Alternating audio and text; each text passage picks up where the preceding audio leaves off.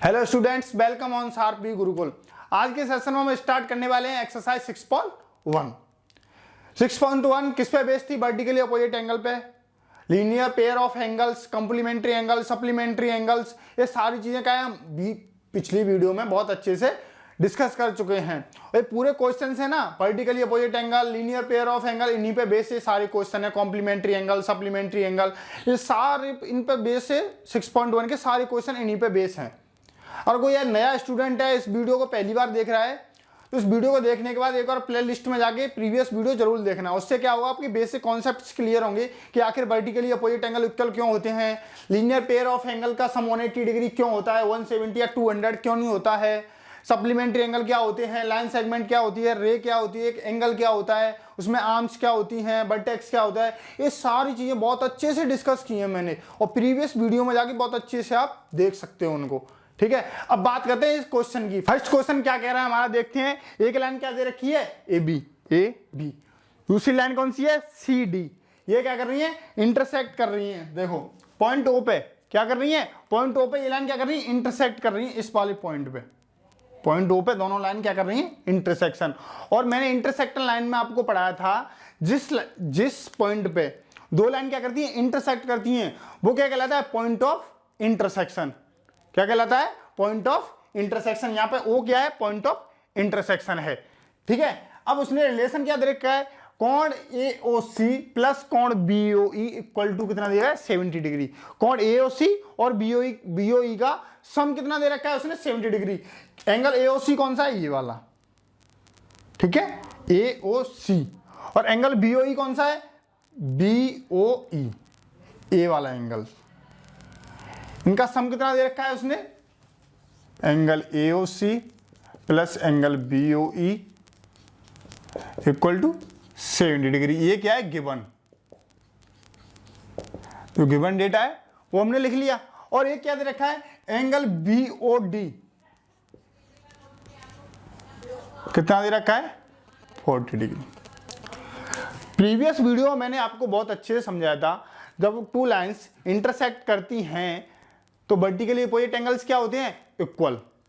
Mean ये दो लाइनें इंटरसेक्ट करेंगी तो ये वाला एंगल और ये एंगल आपस में कैसे होंगे, इक्वल होंगे। तो देखो ये एंगल, ये दोनों लाइन किस पे इंटरसेक्ट कर रही है, पॉइंट ओ पे। ठीक है, तो ये वाला एंगल इस एंगल के इक्वल होगा कि नहीं होगा, किससे होगा, वर्टिकली अपोजिट एंगल से। तो यहां पे क्या लिखेंगे, एंगल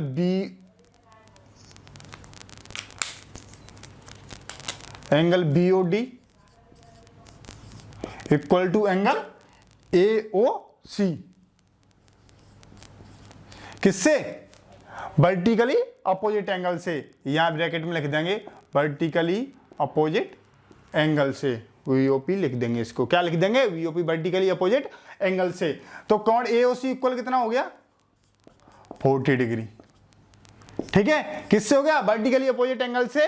कोण BOD इक्वल टू कोण AOC, तो कोण AOC इक्वल टू 40 डिग्री। ऊपर फर्स्ट इक्वेशन में क्या रिलेशन दे रखा है, angle AOC plus angle BOE equal to कितना दिया है, 70 डिग्री। और क्वेश्चन में हमें फाइंड आउट क्या करना है, एंगल BOE। क्या फाइंड आउट करना है, angle BOE।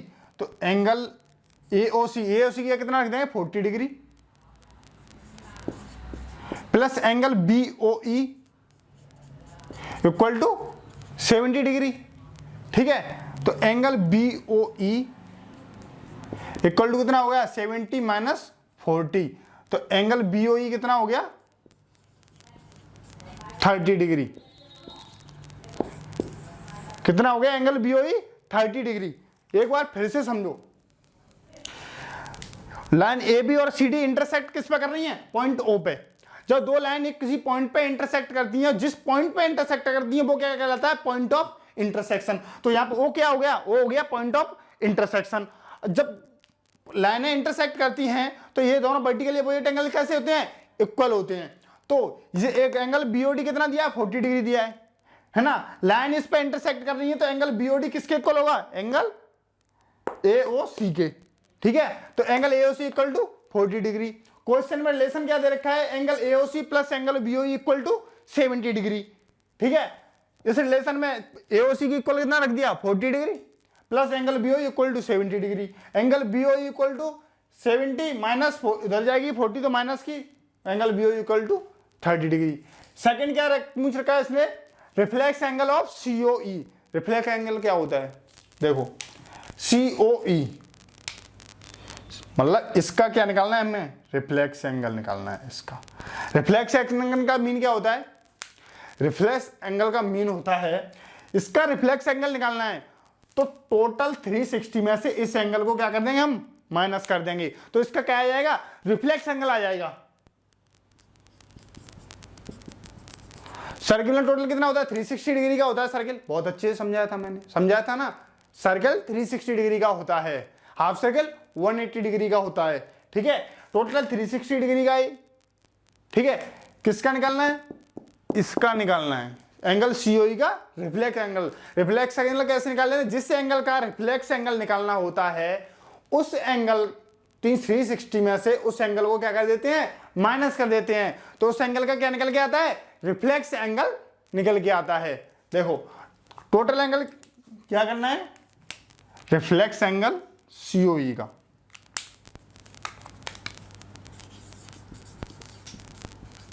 Reflex angle COE, ठीक है। अब देखो पहले तो एंगल सीओई फाइंड आउट करो, एंगल सीओई कितना होगा, लीनियर पेयर ऑफ एंगल समझाया था मैंने आपको, लीनियर पेयर ऑफ एंगल क्या होता था, लीनियर पेयर ऑफ एंगल कितना होता था, सम कितना होता था 180 डिग्री। प्रूफ भी करके बताया था कि क्यों होता है लीनियर पेयर ऑफ एंगल का सम 180 डिग्री, ठीक है। तो ये कितना, इसका कितना दिया है, 180 दिया है ना, कितना हो गया 180, और एंगल एओसी एंगल बीओई कितना दिया है उसने 70 डिग्री, तो ये एंगल कितना आ गया फिर, ये एंगल 110 डिग्री। कैसे, देखो angle AOC plus angle COE, कौन सा सीओई ये वाला, plus angle BOE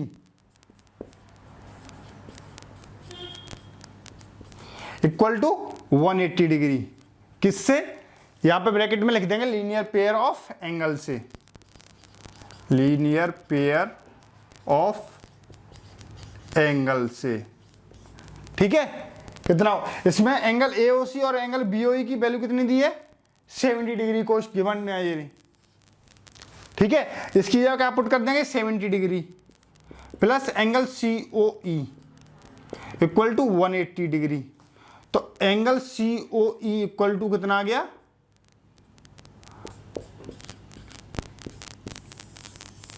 $110 degree, 110 degree क्या आ गया एंगल सीओई। अब एंगल सीओई का रिफ्लेक्स एंगल निकात करना है, फाइंड आउट करना है, तो मैंने आपको क्या बताया था, रिफ्लेक्स एंगल फाइंड आउट करने के लिए जिस एंगल का रिफ्लेक्स एंगल हमें फाइंड आउट करना है, क्या करते हैं 360 डिग्री में से उसको क्या कर देते हैं हम, माइनस कर देते हैं। जिस एंगल का क्या निकालना हो, रिफ्लेक्स एंगल निकालना हो, यहां पर रिफ्लेक्स एंगल किसका निकालना है, रिफ्लेक्स एंगल निकालना है हमें एंगल सीओई का। एंगल सीओई कितना है 110 डिग्री, तो इसका रिफ्लेक्स एंगल क्या होगा 360 माइनस 110 डिग्री, क्या निकल के आ जाएगा रिफ्लेक्स एंगल, ठीक है। इसको मैं यहां पे लिख देता हूं, देखो अब इसे पहले आपको यहां तक लिखना है एंगल सीओई तक, उसके बाद क्या करना है आपको, छोटा सा रिफ्लेक्स एंगल बस लेके मेरे को फाइंड आउट करना है, तो फिर इसको लिख लेना आप, है ना। तो यहां पे क्या लिखते हैं हम, रिफ्लेक्स सीओई क्या हो जाएगा 360 माइनस सीओई कितना निकल के आया था 110 डिग्री, तो कितना आ गया 250, ये क्या हो गया रिफ्लेक्स एंगल। चलो स्टार्ट करते हैं next question, question number 2। Question number 2 क्या कह रहा है देखते हैं। क्वेश्चन नंबर 2 कह रहा है एक लाइन क्या है एक्स वाई, एक्स वाई कौन सी लाइन है ये, और दूसरी लाइन कौन सी है एम एन, ये लाइन एम एन, ये किस पॉइंट पे इंटरसेक्ट कर रही है, यहां पे पॉइंट ओ पे, पॉइंट ओ पे क्या कर रही है इंटरसेक्ट कर रही है ये लाइंस, ठीक है। इसके बाद क्या है, if angle P O Y, angle P O Y मतलब ये पॉइंट पी है, तो एंगल पी ओ बाई ये कितना है 90 डिग्री दे रखा है, ठीक है, कितना 90 degree. 90 degree mean X Y पे परपेंडिकुलर लाइन कौन सी है, ओपी है एक्स वाई पे परपेंडिकुलर है। 90 डिग्री का एंगल कब बनता है? जब लाइन क्या होती है? परपेंडिकुलर होती है, तब बनता है 90 डिग्री का एंगल। तो एक्स वाई पे परपेंडिकुलर लाइन कौन सी है? ओपी। ठीक है, तो 90 डिग्री का एंगल बन गया। और एक रिलेशन क्या दे रखा है? ए रेशियो बी कितना दे रखा है? 2:3। मतलब इस और इस एंगल का रेशियो कितना है? 2:3 है। ठीक है, ये क्या क्वेश्चन सॉल्व करने के लिए उसने एक हिंट दे दी हमको एक टाइप से। हमें फाइंड आउट क्या करना है? Angle C. ये एंगल हमें क्या करना है? फाइंड आउट करना है। अब इसको कैसे फाइंड आउट करेंगे? मैंने आपको बताया था कि एक स्ट्रेट लाइन पे या लीनियर पेयर ऑफ एंगल्स, यह एक स्ट्रेट लाइन है, ये लीनियर पेयर ऑफ एंगल्स कितना होता है? कितना होता है सम? एक स्ट्रेट लाइन पे हमेशा 180 डिग्री का क्या बनता है? एंगल बनता है। ठीक है, जिसमें से उसने ये एंगल 90 डिग्री का दे ही दिया, टोटल कितने का बनेगा? टोटल 180 का बनेगा, जिसमें से 90 डिग्री का ये दे दिया। तो इस पार्ट में कितने का बनेगा? ये दोनों एडजेसेंट एंगल्स का सम कितना हुआ? 90 डिग्री। 90 डिग्री क्यों हुआ? एक स्ट्रेट लाइन पर 180 डिग्री का एंगल बनता है, जिसमें से 90 डिग्री ये ऑलरेडी उसने दे रखा है। तो ये पार्ट कितने का बचा? 90 डिग्री का। तो ए और बी दोनों क्या है? एडजेसेंट एंगल है। एडजेसेंट एंगल की डेफिनेशन क्या थी? एडजेसेंट एंगल की डेफिनेशन थी कि जिसके अंदर एक क्या होती है? कॉमन आर्म होती है, एक कॉमन वर्टेक्स होता है, और दो डिफरेंट आर्म के साथ कॉमन आर्म एंगल बनाती है, उसको क्या बोलते हैं? एडजेसेंट एंगल बोलते हैं हम। ठीक है, तो ये दोनों, ये भी क्या है? यहां पर देखो, ये क्या है? एम ओ क्या है? एक कॉमन आर्म है। ठीक है, और एक्सी और पी ओ ये क्या है? ये डिफरेंट आर्म है। इनके साथ ये भी क्या है? एंगल कॉमन आर्म कौन बना वो एंगल बना रही है। ठीक है, अब एंगल तो इनका सम कितना हुआ? 90 डिग्री। क्यों 90 डिग्री हुआ? देखो यहां पे लिखते हैं angle X O P, angle X O P plus angle P O Y equal to कितना हुआ? 180 डिग्री। किससे होगा? ब्रैकेट में लिख देंगे लीनियर पेयर ऑफ एंगल से। किससे? Linear pair of angles. ठीक है, लीनियर पेयर ऑफ एंगल से इनका सम कितना हुआ? 180 डिग्री। और XOP, angle XOP equal to क्या हुआ? उसके अंदर 2 एंगल्स हैं। कौन सा? एंगल XOM और एक MOP। XOP के क्या लिखेंगे हम? एंगल XOM, ये वाला एंगल कौन सा? ये XOM। और MOP किसकी रख दी? एंगल XOP की जगह पे। दोनों एडजेसेंट एंगल से लिख दिए, प्लस एंगल POY की वैल्यू कितनी है? 90 डिग्री। कितनी? गिवन डाटा का है, गिवन क्या है? गिवन डेटा है एंगल POY कितना दिया है? 90 डिग्री। ठीक है, और A और B का रेशियो कितना दिया है? 2:3। ठीक है, गिवन डाटा यहां पे लिख लिया हमने। ठीक है, एंगल POY कितना किया? 90 डिग्री इक्वल टू 180 डिग्री। ठीक है, तो angle XOM plus angle MOP equal to कितना आ गया? 180 में से 90 आए, कितना बचेगा? 90 डिग्री। इनका सम क्या हो गया? 90 डिग्री। और इन दोनों एंगल्स का रिलेशन क्या दे रखा है हमें डेटा में? Angle A ratio angle B कितना दे रखा है? 2:3। एंगल XOM की वैल्यू कितनी है? B कितनी है? B। ठीक है, क्वेश्चन में दे रखी है ना, एंगल XOM की वैल्यू कितनी दे रखी है? B। ठीक है, MOC की वैल्यू, MOP की वैल्यू कितनी दे रखी है? A। कितनी दे रखी है? A। ठीक है, तो इसको कैसे लिख देंगे हम? A रेशियो B लिख लेंगे। ठीक है, A रेशियो B। क्वेश्चन में क्या दे रखा है? A रेशियो B दे रखा है, कितना? 2:3। ठीक है, B रेशियो A लिखेंगे तो क्या लिख लेंगे? 3:2 लिख लेंगे। इसको ऐसे भी लिख सकते हैं, अभी मैंने लिखा था B ratio A equal to कितना आएगा? 3:2। कैसे भी लिखो, इससे कोई फर्क नहीं पड़ता। बस जिसकी वैल्यू जो दे रखी है वो C के साथ क्या होनी चाहिए? मैच करनी चाहिए। A रेशियो B 2:3, या उल्टा लिखें B रेशियो तो 3:2 लिख सकते हैं उसको, नो डाउट। ठीक है, अब इनका सम कितना दे रखा है? 90 डिग्री। मैंने क्या बताया था आपको? मैंने एक क्वेश्चन पहले एग्जाम्पल्स में भी कराया था। मैंने आपको क्या बताया था उसके अंदर? जब 2 रेशियो दे रखे हैं और उन रेशियो क्या था? सम दे रखा हो, तो कैसे फाइंड आउट करते हैं? ऐसे मैंने आपको समझाया था, बहुत अच्छे से समझाया था। देखो इधर यहाँ पे, अगर A ratio B equal to कुछ दे रखा हो तो कैसे फाइंड आउट करते हैं? जैसे A की वैल्यू फाइंड आउट करनी है तो और ए प्लस बी दे रखा हो, क्या ए प्लस बी की कुछ वैल्यू दे रखी हो और ए रेशियो बी कुछ दे रखा हो, तो कैसे वैल्यू फाइंड आउट करते हैं? वैल्यू ऐसे फाइंड आउट करते हैं, ए अपॉन ए प्लस बी। किसका ए प्लस बी? रेशियो का सम। किसका सम?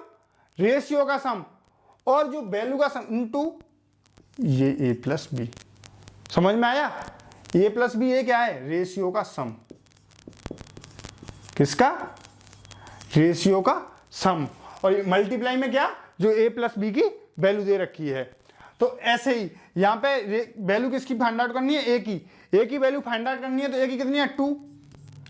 रेशियो का सम 2 + 3 कितना हो गया? 5 इंटू दोनों एंगल्स का सम कितना है? 90 degree. 90 degree.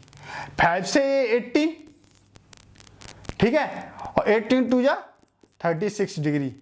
A equal to कितना आ गया? 36 डिग्री। अब वैल्यू किसकी फाइंड आउट करते हैं? बी की। बी की कैसे फाइंड आउट करेंगे? देखो बी की वैल्यू कितनी है? 3। नीचे रेशियो का सम 5 इंटू 90, इससे ये 18 और 18 3 या 54। 54 डिग्री किसकी आ गई? बी की वैल्यू। यहां से ए की, इसकी वैल्यू कितनी आ गई? इसकी वैल्यू आ गई 36 डिग्री, और इसकी वैल्यू कितनी आ गई? 36 किसकी आई है? ए की। 36 डिग्री ए की, और बी की कितनी आई है? 54 डिग्री। ठीक है, हमें फाइंड आउट क्या करना है? हमें फाइंड आउट करना है एंगल सी। एंगल सी कैसे फाइंड आउट करेंगे? एक स्ट्रेट लाइन पे कितने डिग्री का एंगल बनता है? 180 डिग्री का लीनियर पेयर ऑफ एंगल बनता है ना एक स्ट्रेट लाइन पे। तो ये क्या है? एक स्ट्रेट लाइन है ना, तो इस पे ये टोटल एंगल, ये पूरा एंगल कितने बनेगा? 180 डिग्री का बनेगा, नहीं बनेगा? एक स्ट्रेट लाइन पे कितने डिग्री का एंगल बनता है? ये बात माइंड में फीड कर लो एकदम, जैसे मोबाइल में कॉन्टेक्ट फीड करते हैं ना, ऐसे स्ट्रेट लाइन पे एंगल 180 डिग्री का बनेगा। ये क्या है? एक स्ट्रेट लाइन है ये, ठीक है, इस पे एंगल कितना बनेगा?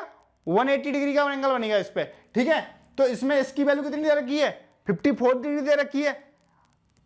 तो क्या करेंगे? एंगल बी प्लस ये वाला एंगल, कौन सा? एंगल सी लिख लेते हैं, उसमें एंगल सी दे रखा है। तो वैसे इसको एंगल कैसे लिखते हैं? एंगल XON, ठीक है। तो एंगल कितना हो गया? 180 डिग्री। एंगल बी की वैल्यू कितनी दे रखी है? 54 degree plus angle C equal to 180 degree. तो इसको यहां पे लिख लेते हैं, एंगल सी इक्वल टू कितना हो गया? देखो 180 डिग्री माइनस 54 डिग्री। 180 में से 54 माइनस करेंगे कितना? 130, 126।